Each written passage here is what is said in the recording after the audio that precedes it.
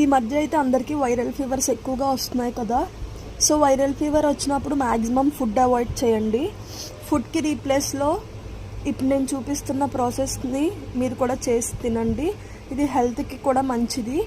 So ఇప్పుడు process చూద్దాము. మా ఇంట్లో అయితే నాకు మా అన్నయ్యకి full fever and cold. So మా మమ్మీ నాకు మా అన్నయ్యకి ఇదే చేస్తున్నారు. 3 days నుంచి మేము ఆల్మోస్ట్ ఇదే తింటున్నాము.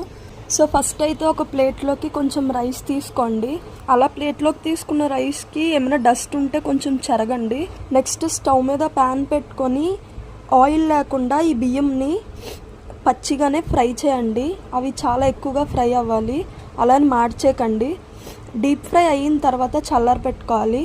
ఆ బియ్యం చల్లారిన తర్వాత మిక్సీ జార్లో వేసుకొని మరి పౌడర్లా కాకుండా నేను చూపించిన విధంగా మిక్సీ పట్టుకోండి.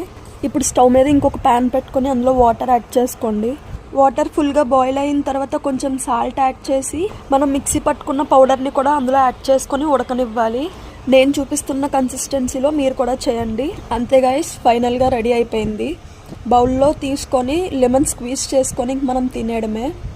మిక్సీ పట్టుకున్న పౌడర్ని మనం స్టోర్ చేసుకోవచ్చు. నెక్స్ట్ బియ్యం అనేది బాగా డీప్ ఫ్రై అవ్వాలి, లేకపోతే బియ్యం పచ్చిగా కొంచెం ఫ్రై అవ్వకుండా తింటే వాతవ అంటారు. అంతే వీడియో, బాయ్.